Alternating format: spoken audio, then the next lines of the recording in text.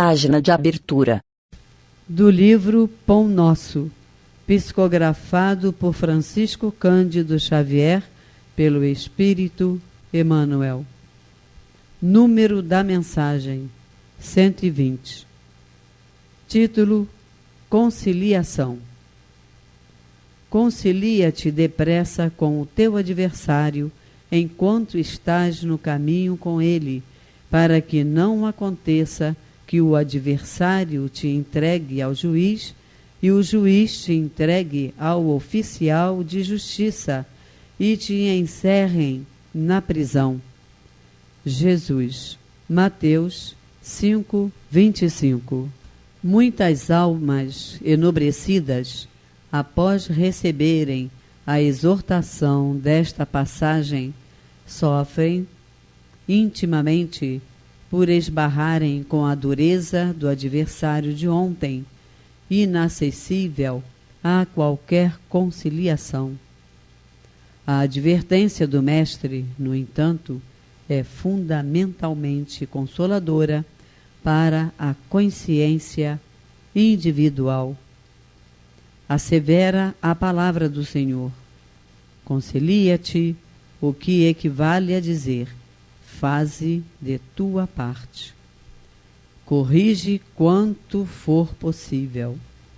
Relativamente aos erros do passado, movimenta-te no sentido de revelar a boa vontade perseverante. Insiste na bondade e na compreensão. Se o adversário é ignorante, medita na época em que também desconhecias as obrigações primordiais e observa se não agiste com piores características. Se é perverso, categoriza-o à conta de doente e dementado em vias de cura. Faze o bem que puderes, enquanto palmilhas os mesmos caminhos, porque se for o inimigo tão implacável que te busque entregar ao juiz, de qualquer modo, terás então igualmente provas e testemunhos a apresentar. Um julgamento legítimo inclui todas as peças, e somente os espíritos francamente impenetráveis ao bem sofrerão o rigor da extrema justiça. Trabalha, pois, quanto seja possível no capítulo da harmonização, mas se o adversário te desdenha os bons desejos, concilia-te com a própria consciência e espera confiante. Emmanuel. E agora, a palestra.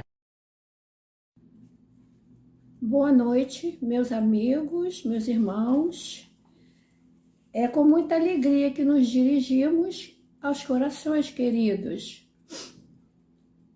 Vamos dar continuidade aos estudos online das sextas-feiras. E hoje vamos estudar juntos, o Evangelho segundo o Espiritismo, no capítulo 19, A Fé Transporta Montanhas. E nos itens 11 e 12, a fé, mãe da esperança e da caridade. Esse item 11, instruções dos espíritos. Nós vamos acompanhar no Evangelho. A fé, para ser proveitosa, deve ser ativa, não deve adormecer. Mãe de todas as virtudes que conduzem a Deus, ela deve velar atentamente pelo desenvolvimento das filhas que gerou. Que filhas que gerou?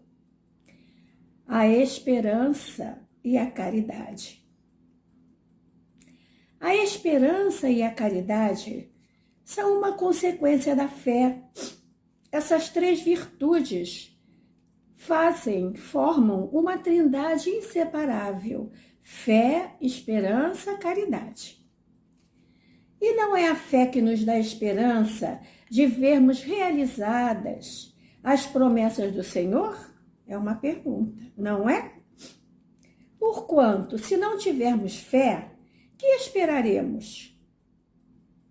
Não é a fé que dá o amor, pois se não tiverdes fé, que reconhecimento tereis e, por consequência, que amor? Então, meus irmãos, a esperança e a caridade estão associadas à fé, porque a esperança só reside num coração que crê e confia nas promessas do Senhor. E a caridade só é praticada por aquele dotado de sentimento de amor, cujo trabalho se sustenta na fé. Emmanuel, no livro da Esperança, ele sinaliza assim: se trazes o nome de Jesus na confissão da própria fé, carregas no coração a luz do cristianismo. E cristianismo, na essência, quer dizer Jesus e os outros junto a nós. A esperança, meus irmãos, faz nascer no coração do homem as boas e nobres aspirações. Só a fé, porém, as realiza. A esperança sugere, a fé concretiza.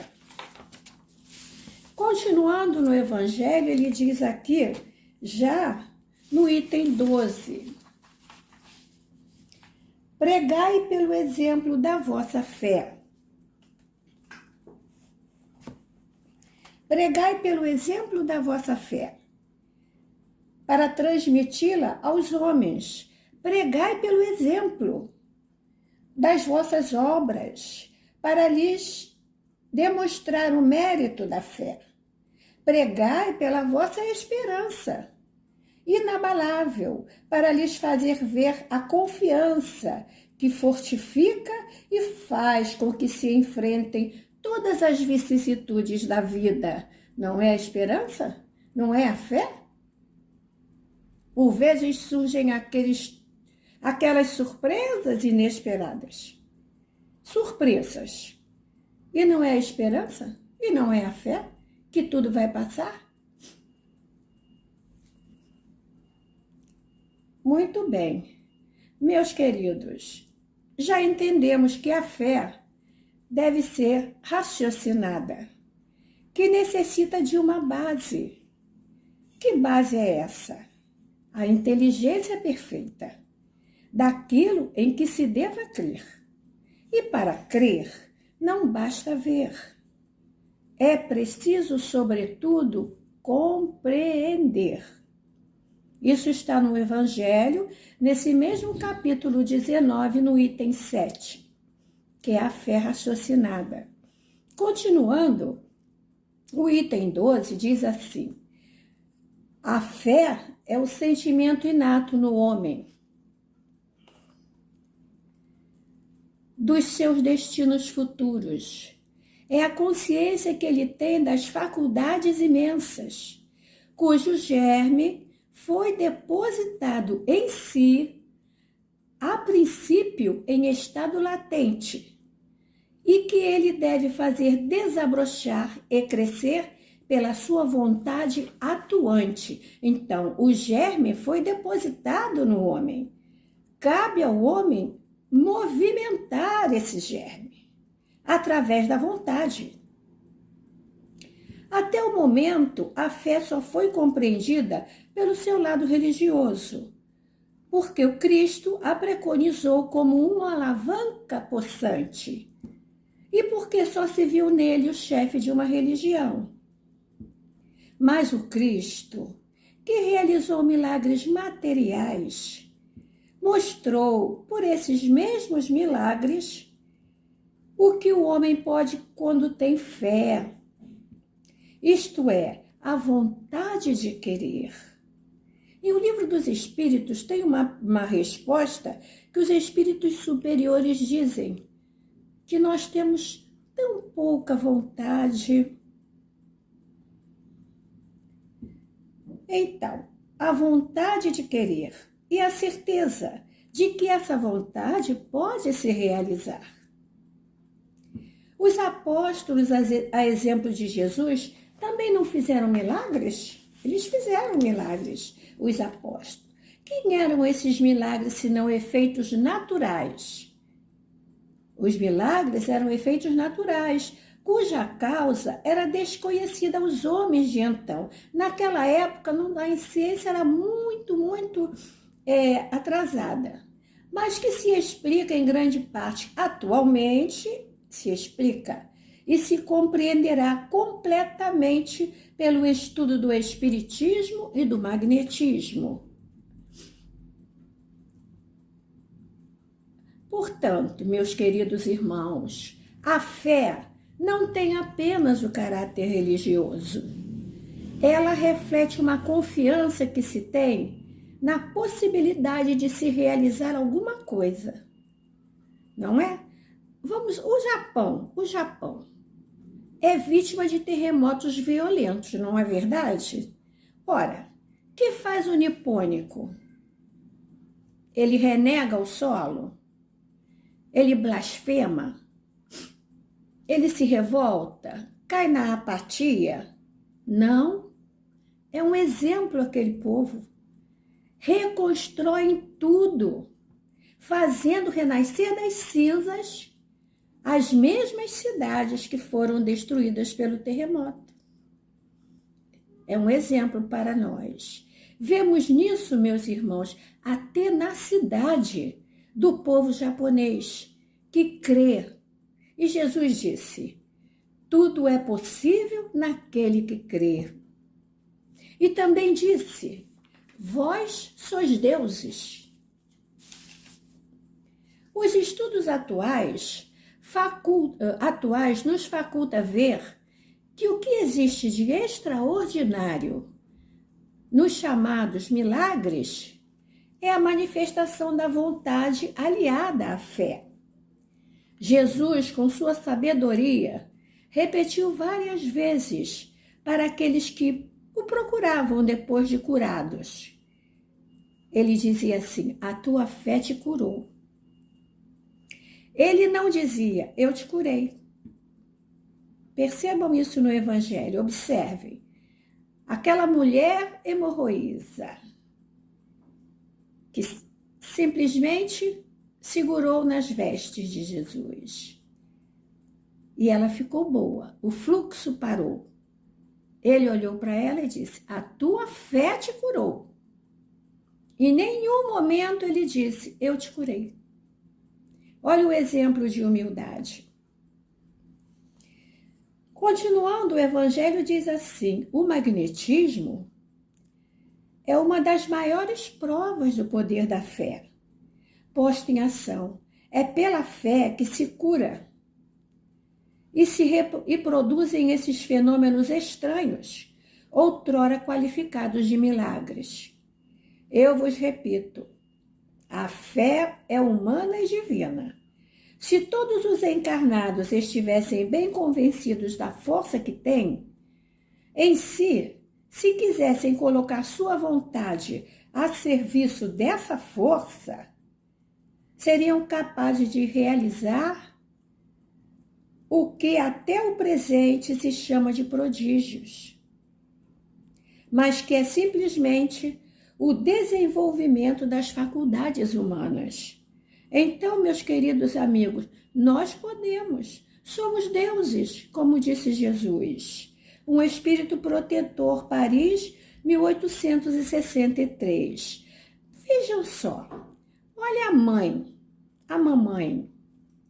A mãe é uma benzedeira natural, já observaram? Afagando seu filhinho, cantando as cantigas de ninar. Ela cura aquela tosse severa, a febre persistente. O choro cessa do seu filhinho. é uma benzedeira natural, a mãe? Aliás, atualmente está muito difícil encontrar benzedeiras. No meu tempo, que já não é também muito tempo, eram as benzedeiras. Neném tinha febre, a mamãe levava para a benzedeira. O passe nas casas espíritas. Quantas pessoas saem curadas? Até de uma enfermidade que ela nem sabia que tinha, que era portadora. Passa um tempo, ela vai a um médico, faz um exame e o médico diz, olha, aqui tinha uma lesão, mas agora tem uma cicatriz. Ela foi curada dentro de uma sala de reunião espírita. E outras situações. Meus queridos irmãos, tenhamos fé, esperança, caridade. Amigos, seja em que situação for, vamos guardar isso no coração. Seja em que situação for, não percamos a esperança. Coragem, persistência, tenacidade como japonês, cumprindo o nosso dever e certos de que no barco da vida o timoneiro é Jesus. Que Jesus nos abençoe sempre. E um abraço a todos os corações amigos.